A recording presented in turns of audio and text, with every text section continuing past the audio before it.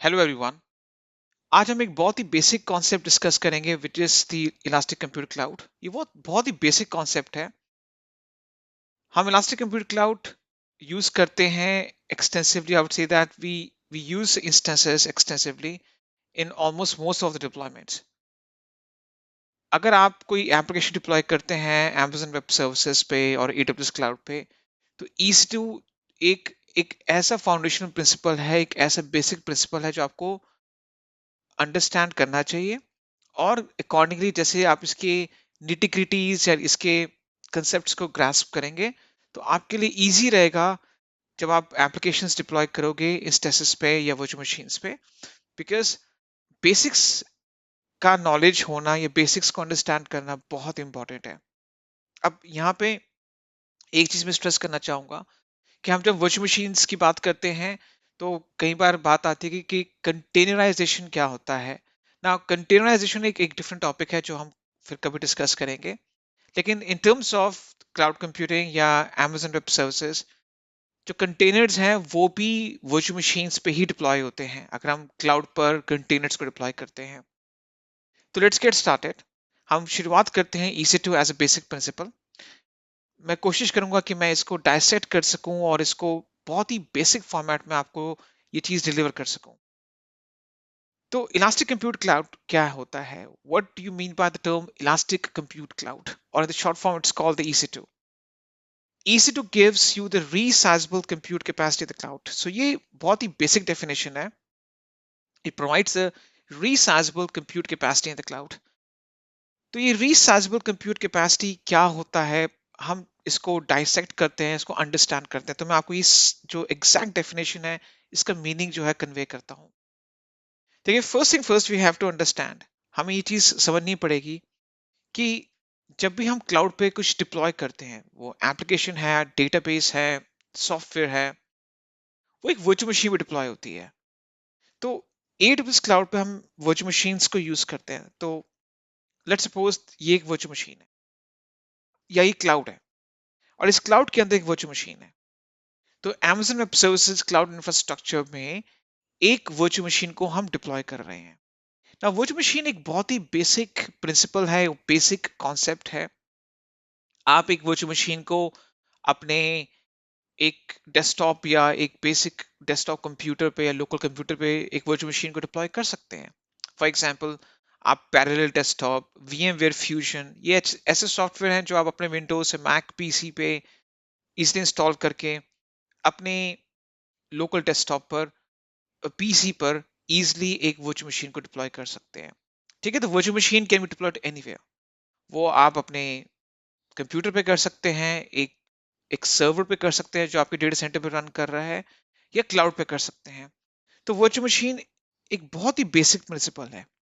ठीक है, तो वर्चुअल मशीन जब भी हम क्लाउड में डिप्लॉय करते हैं और वो क्लाउड AWS क्लाउड है, तो उस वर्चुअल मशीन को हम टर्म करते हैं, ये डिफाइन करते हैं और लेबल करते हैं, to be more precise, as an EC2 instance, right?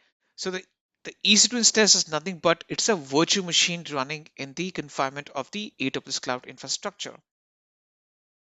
इसका मतलब ये है कि जब भी हम एक वर्चुअल मशीन को डिप्लॉय करते हैं और वो virtual machine AWS cloud infrastructure पे डिप्लॉय हो रही है और हम उसको यूज कर रहे हैं, या वो वर्चुअल मशीन जो Amazon web services cloud infrastructure पे इनिशिएट हो रही है और रन हो रही है, उस वर्चुअल मशीन को हम EC2 इंस्टेंस लेबल करते हैं। ठीक है, तो अगर हम डेफिनेशन देखें, an EC2 instance is nothing but it's a virtual machine which runs in the confinement of AWS cloud infrastructure। EC2 instance एक ऐसी वर्चुअल मशीन है जो AWS क्लाउड के कन्फाइनमेंट या प्रीमाइसेस में रन करती है। ठीक है, तो ये बेसिक डेफिनेशन हो गई। So a virtual machine in AWS equates to an EC2 instance। Now, whenever we deploy any virtual machine, it has certain compute capacity। जब भी हम एक वर्चुअल मशीन को या फिजिकल मशीन को लॉन्च करते हैं, हमें कंप्यूट कैपेसिटी डिफाइन करनी पड़ती है ना। ये कंप्यूट कैपेसिटी क्या होता है? इमेजिन करिए कि आप एक स्टोर में जाते हैं और आपको एक लैपटॉप परचेज करना है। तो डिपेंडिंग अपॉन कि आपका क्या यूसेज है, आप देखते हैं कि उसमें रैम कितनी होनी चाहिए, उसमें स्टोरेज कितनी होनी चाहिए, क्या उसमें डेडिकेटेड ग्राफिक्स है या नहीं है, कितना कोर सीपीयू है, 2 कोर, 3 कोर, 4 कोर, 10 कोर। अगर आप बहुत सारी एप्लीकेशंस एक टाइम में रन करते हैं अपने लैपटॉप पे, तो आपको एक ऐसा लैपटॉप चाहिए जिसमें रैम ज़्यादा होनी चाहिए, एटलीस्ट 16 GB ऑफ रैम। अगर आप कोई ऐसा लैपटॉप चाहते हैं जिसमें आप ज़्यादा से ज़्यादा डेटा स्टोर कर सकें, तो आपको एक एक्सटेंसिव डेटा स्टोरेज या हार्ड डिस्क स्टोरेज चाहिए। फॉर एग्जांपल मेरे मैकबुक में अभी 1 TB स्टोरेज है, बिकॉज मैं बहुत सारी एक्सटेंसिव लार्ज फाइल्स स्टोर करता हूँ। तो डिपेंडिंग अपॉन ये यूसेज, आप एक लैपटॉप की स्पेसिफिकेशन डिफाइन करते हैं और आप परचेज करते हैं। सिमिलरली, इस वर्चुअल मशीन या ई इंस्टेंस जो आप लॉन्च करेंगे अपने क्लाउड इंफ्रास्ट्रक्चर में और Amazon क्लाउड इंफ्रास्ट्रक्चर में, जाहिर सी बात है उसमें कुछ आप एप्लीकेशंस या सर्विसेज डिप्लॉय करोगे या डेटाबेस डिप्लॉय करोगे ना। वो एप्लीकेशन और डेटाबेस की कोई रिक्वायरमेंट होगी, ठीक है। सिर्फ एप्लीकेशन या डेटाबेस क्या आप डिप्लॉय करोगे वर्चुअल मशीन पे, वो तो एक वन ऑफ द फैक्टर्स है। अदर फैक्टर्स होते हैं कि वो कितने अमाउंट ऑफ डेटा को प्रोसेस करेंगे। फॉर एग्जांपल, अगर इस पर मैं एक माई एसक्यूएल डेटाबेस लॉन्च करता हूँ, तो कितनी क्वेरीज मैं सेंड करूंगा towards my database. For example, ये वर्चुअल मशीन पे एक MySQL डेटाबेस डिप्लॉय करता हूँ और every single hour 10,000 queries process होती हैं, तो of course in this case जो कंप्यूट कैपेसिटी है, जो रैम है, वो कंज्यूम होगी, ठीक है। तो कितना काम आपकी वर्चुअल मशीन को करना पड़ेगा उन प्रोसेसेस को और उन रिक्वेस्ट को प्रोसेस करने के लिए। तो एक तो type of application services deployed upon the virtual machine, ये एक बहुत बड़ा फैक्टर होता है to decide that what should be the compute capacity, कितना रैम होना चाहिए, कितना सीपीयू होना चाहिए, ठीक है। तो जो किस टाइप ऑफ क्या क्या एप्लीकेशन सर्विसेज आप डिप्लॉय कर रहे हो, ये वन फैक्टर है। दूसरा, किस लेवल की रिक्वेस्ट ये वर्चुअल मशीन को प्रोसेस करना पड़ेगा, कितने रिक्वेस्ट प्रोसेस करनी पड़ेंगी, क्या वो रिक्वेस्ट लार्ज होंगी, कॉम्प्लेक्स होंगी, वो रिक्वेस्ट कितनी amount of CPU, RAM, storage consume करेंगी। वो बहुत सारे फैक्टर्स आपको कैलकुलेट करने पड़ेंगे और आपको एक कंप्यूट कैपेसिटी डिसाइड करना पड़ेगा कि हाँ, ये मेरी इंस्टेंस की कंप्यूट कैपेसिटी होनी चाहिए, ठीक है। तो compute capacity equates to the amount of RAM, CPU, storage, the amount of codes, graphics etcetera. ये कुछ इंपॉर्टेंट पैरामीटर्स हैं जो आप कंप्यूट कैपेसिटी में इंक्लूड कर सकते हैं। Now, in terms of AWS, इस कंप्यूट कैपेसिटी को मेजर किया जाता है in the form of instance type. तो instance type is the reflection of the compute capacity. अगर मैं इसकी एग्जैक्ट डेफिनेशन देना चाहूं, an instance type is a virtual representation of the underlying compute capacity। इसका मतलब इस वर्चुअल मशीन की अंडरलाइंग और इसकी अपनी कंप्यूट कैपेसिटी क्या है, कितना रैम उसके पास है, कितना सीपीयू है, कितना स्टोरेज है, depending upon the compute capacity, हम उस इंस्टेंस का इंस्टेंस टाइप डिफाइन करते हैं या स्पेसिफाई करते हैं, ठीक है। तो instance type is nothing but it is equal to the compute capacity of the instance और the virtual machine which is running inside the AWS cloud infrastructure. एक एग्जांपल लेते हैं। एक T2.micro इंस्टेंस टाइप है जो कि काफी यूज होता है इन अ फ्री टियर अकाउंट। अगर आप एक फ्री टियर अकाउंट यूज करते हैं, तो T2.micro, T3.micro इंस्टेंस टाइप काफी कॉमनली अवेलेबल है, या आप इसको यूज कर सकते हैं। इसका कोई कॉस्ट नहीं है, डिपेंडिंग अपॉन आप कितने नंबर ऑफ आवर्स उस इंस्टेंस को रन करते हैं और total number of billing hours क्या है, वो एक अलग चीज है। लेकिन लेट्स सपोज आप डिसाइड करते हैं कि मेरे इंस्टेंस की जो इंस्टेंस टाइप है वो T2.micro होनी चाहिए, ठीक है। तो आप डिसाइड करते हैं कि ये मेरा इंस्टेंस टाइप होना चाहिए। लेकिन अगर हम थोड़ा क्लोजली इसको इवेल्युएट करें, इस इंस्टेंस टाइप की ये फिजिकल स्पेसिफिकेशंस हैं, जैसे कि 2.5 GHz of Intel Xeon processor, 1 GB RAM, 1 virtual core और 1 virtual CPU, और आप 8 GB से 16 TB ऑफ SSD और hard disk drive based storage attach कर सकते हैं। ठीक है, तो आपको flexibility in terms of how much storage you add on to that instance. तो ये फिजिकल स्पेसिफिकेशंस हो गई। these these are the compute capacity parameters। ठीक है, तो क्या प्रोसेसर है, क्या रैम है, कितने कोर सीपीयू है, कितनी स्टोरेज आप ऐड कर सकते हो, ये डिसाइड करता है कि वो इंस्टेंस टाइप क्या है। तो depending upon the instance type of the instance, you get to know the compute capacity of the instance। तो इंस्टेंस टाइप एक पैरामीटर है जो डिफाइन करता है, जो स्पेसिफाई करता है कि आपकी इंस्टेंस की कंप्यूट कैपेसिटी कितनी है। ठीक है, तो AWS इसको ऑलरेडी प्री डिफाइन करता है, इसकी कंप्लीट लिस्ट है, वो आप लिस्ट को एक्सट्रैक्ट कर सकते हैं और आप इजीली देख सकते हैं कि वो कहाँ पर है। मैं आपको शो करता हूँ। तो अगर मैं अपने डेस्कटॉप पे AWS मेमोन कंसोल को ट्रैक करता हूँ और लॉगिन करके आई विल शो यू कि वो कैसे आप उसको उस लिस्ट को फैच कर सकते हैं। तो AWS में काफी इंस्टेंस टाइप्स है, more than 700, depending upon the region you're in. ठीक है, तो रीजन पे भी ये डिपेंड करता है। फॉर एग्जांपल मैं नॉर्थ वर्जीनिया रीजन में नेविगेट करता हूँ, और जैसे ही मैं इस रीजन में जाता हूँ, मैं EC2 डैशबोर्ड को एक्सेस करता हूँ, और लेफ्ट साइड पे जो जो नेविगेशन मेन्यू है, इसमें आप देख सकते हैं, इसमें इंस्टेंस टाइप्स की लिस्ट है। तो काफी बड़ी लिस्ट है, ये इसको फैच करने में थोड़ा सा टाइम लगता है। मोर देन 700 इंस्टेंस टाइप्स हैं। तो आप देखेंगे इट्स 842। ठीक है, तो आप देख सकते हैं कितने सारे इंस्टेंस टाइप्स हैं। तो ये instance types already pre defined है। AWS आपको फ्लेक्सिबिलिटी नहीं देता कि आप अपना कोई इंस्टेंस टाइप डिफाइन करो, ये ऑलरेडी प्री डिफाइंड है। और in most of the cases ये इंस्टेंस टाइप्स फिट बैठते हैं, बिकॉज डिपेंडिंग अपॉन कि आप किस टाइप ऑफ एप्लीकेशन और डेटाबेस को डिप्लॉय कर रहे हो अपने इंस्टेंस पे, और किस टाइप ऑफ रिक्वेस्ट को उनको प्रोसेस करना है, तो आप ऑलरेडी ये डिसाइड कर सकते हो पहले कि हाँ, इतना मुझे रैम, इतनी इतना मुझे स्टोरेज चाहिए ही चाहिए। ठीक है, नाउ ये बहुत कॉमन क्वेश्चन है जो मुझे अ, मैं देखता हूँ कि ये स्टूडेंट्स पुट इन करते हैं कि ठीक है, हम एक इंस्टेंस टाइप को डिसाइड कर लेते हैं। फॉर एग्जांपल मैं डिसाइड करता हूँ कि आज मुझे T dot medium instance type choose करना है फॉर माई एप्लीकेशन डिप्लॉयमेंट, जो कि 2 virtual core and 4 GB RAM provide करता है मुझे। ठीक है, तो अगर मैं कोई इंस्टेंस को डिप्लॉय करता हूँ with this instance type, I get 2 virtual core CPU with 4 GB RAM. ठीक है, मान लीजिए कि फ्यूचर में इस इंस्टेंस की जो रैम है वो मुझे थोड़ा सा लगता है कि वो इनसफिशिएंट है, वो इतनी सफिशिएंट नहीं है, 4 GB रैम कम है, मुझे 8 GB रैम के लिए जाना चाहिए।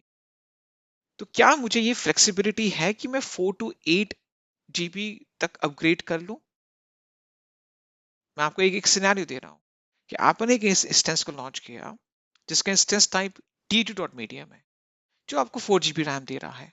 ठीक है, तो क्या मेरे पास ये फ्लेक्सिबिलिटी है कि मैं उसको 8 GB रैम तक ले जाऊं, उस इस इंस्टेंस को? The answer is yes.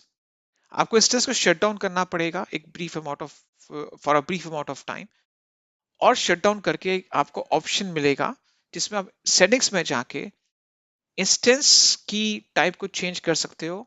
For example to T2 dot large, जो आपको 8 GB ऑफ रैम देता है।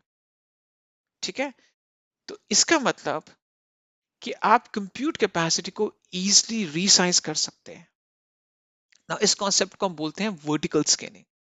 ठीक है, तो ये क्या चीज है? ये चीज होती है वर्टिकल स्केलिंग। तो जो existing instance type existing instance type of the running instance, आप उसको शट डाउन कर सकते हो for a brief amount of time, और फिर उसके इंस्टेंस टाइप को चेंज करके उसको रीस्टार्ट कर सकते हो। ठीक है, तो उसमें क्या होता है कि आपके पास एक फ्लेक्सिबिलिटी होती है कि आप जो अमाउंट ऑफ कंप्यूट कैपेसिटी है उसको अपग्रेड कर सकते हो, एंड ऑल्सो उसको डाउनग्रेड कर सकते हो। ठीक है, तो ये फ्लेक्सिबिलिटी आपको मिलती है। That's why we say, or this is the definition of the Elastic Compute Cloud, that it provides a resizable compute capacity in the cloud. ठीक है, compute capacity हम किससे measure करते हैं? Instance type से. क्या हम instance type change कर सकते हैं? The answer is yes. तो तभी हम ये बोलते हैं कि, और ये जो definition है वो ये चीज आपको डिपिक्ट कर रही है और कन्वे कर रही है कि जो भी इंस्टेंस आप लॉन्च करते हैं विद सर्टेन इंस्टेंस टाइप, वो instance type later on can be changed. That's why the basic definition of elastic compute cloud is that it's elastic. जैसे इलास्टिक होता है ना, आप उसको खींचते हैं तो वो साइज में लार्ज हो जाता है, जैसे छोड़ते हैं वो श्रिंक हो जाता है. तो ये फ्लेक्सिबिलिटी है जो आपको in terms of allocating the compute resources to the instance मिलती है. ठीक है, तो एक और टाइप ऑफ स्केलिंग होती है हॉरिजॉन्टल स्केलिंग, वो हम फिर कभी डिस्कस करेंगे. तो I think I have stress upon the basic definition of elastic compute cloud कि ये क्या होता है, क्यों हम बोलते हैं कि जो इलास्टिक कंप्यूट क्लाउड है वो एक रीसाइजेबल कंप्यूट कैपेसिटी आपको देता है. ठीक है, तो ये तो हो गया हार्डवेयर और फिजिकल स्पेसिफिकेशंस. अब आते हैं सॉफ्टवेयर पे. ठीक है, एक सिस्टम के या एक कंप्यूटर के या एक सर्वर के दो मेन कंपोनेंट्स होते हैं, हार्डवेयर एंड सॉफ्टवेयर. अगर हम इंस्टेंस टाइप की बात करें तो ये एक हार्डवेयर स्पेसिफिकेशन है. ठीक है, RAM, CPU, storage. Even though it's a virtual specification, still ये कहीं ना कहीं at the back and hardware को यूज कर रहा है. ठीक है, अब सॉफ्टवेयर की बात आते हैं. इस वर्चुअल मशीन और स्लैश EC2 इंस्टेंस पे हम कोई सॉफ्टवेयर इंस्टॉल करेंगे. ठीक है, कोई एप्लीकेशन तो डिप्लॉय करेंगे. अब हमें एक सॉफ्टवेयर पैकेज चाहिए जो कि हम एग्जीक्यूट करें और रिमोटली इस वर्चुअल मशीन पे हम सारे सॉफ्टवेयर कंपोनेंट्स इंस्टॉल कर लें. जैसे कि ऑपरेटिंग सिस्टम. नाउ सर्वर पे भी यही ऑपरेटिंग सिस्टम यूज होते हैं जो हम अपने लोकल पीसी पे यूज करते हैं. Windows based, Linux based, Mac OS based. Of course तो जो इसके फ्लेवर्स होते हैं वो डिफरेंट होते हैं. फॉर एग्जांपल विंडोज में हमारा Windows server 2022, Windows server 2016 and so forth. Linux पे हमारा for example Ubuntu Linux distribution, Red Hat Linux distribution. Mac OS पे हमारा सर्वर बेस्ड ओएस जो है वो अवेलेबल होता है. तो सबसे पहले हमें हमें एक ओएस इंस्टॉल करना है अपने वर्चुअल मशीन पे. फिर additional application, software, script, services, ये सारे हमें पैकेज करने हैं. इस पैकेज को, इस बंडल को जो हम एक्सक्यूट करते हैं इस वर्चुअल मशीन को, वर्चुअल मशीन पर, उस एक्सिक्यूटेबल पैकेज को हम बोलते हैं AMI. AMI stand for Amazon Machine Image. It's a pre configured software template. ठीक है, तो ये एक ऐसा प्री कॉन्फ़िगर्ड सॉफ्टवेयर टेम्पलेट होता है जो आप रिमोटली इस वर्चुअल मशीन पे एग्जीक्यूट करते हैं, और ये सारे सॉफ्टवेयर कंपोनेंट्स को, specially the base operating system को इंस्टॉल करता है वर्चुअल मशीन. ठीक है, फॉर एग्जांपल इस वर्चुअल मशीन पे मैं इस base operating system which is Ubuntu 22.04 plus additional software scripts, for example Apache PHP, MySQL और वर्डप्रेस, इनको मैं इंस्टॉल करना चाहता हूं. तो इसको मैं सबको एक पैकेज में डाल देता हूं, उस पैकेज को एग्जीक्यूट करता हूं, और उस पैकेज को जिसमें ये सारे कंपोनेंट्स इंक्लूड होते हैं, और उसको हम बोलते हैं AMI, which is a pre-configured software package or template which can be executed, based on which you install all the software components on a virtual machine slash EC2 instance running in the AWS cloud. ठीक है, तो ये small bytes of information मैंने आपको provide की है. मैंने आपको एक बेसिक डेफिनेशन कन्वे कर दी है कि EC2 क्या होता है, इंस्टेंस टाइप क्या होता है, और AMI क्या होता है. ठीक है, तो ये बहुत बेसिक प्रिंसिपल्स हैं. अगर आपको ये बेसिक प्रिंसिपल्स इजीली आप ग्रास्प कर लेते हो तो आपके लिए बहुत इजी रहेगा कि आप एडवांस कॉन्सेप्ट्स को ग्रास्प कर सको. तो आगे हम और चीज़ें डिस्कस करेंगे. आई होप कि ये जो वीडियो है आपके लिए इंफॉर्मेटिव है. तो आपकी कोई भी डाउट्स हैं, कोई भी क्वेरीज हैं, आप कमेंट सेक्शन में डाल सकते हैं। I be more than happy to respond to those questions and queries. Thank you so much.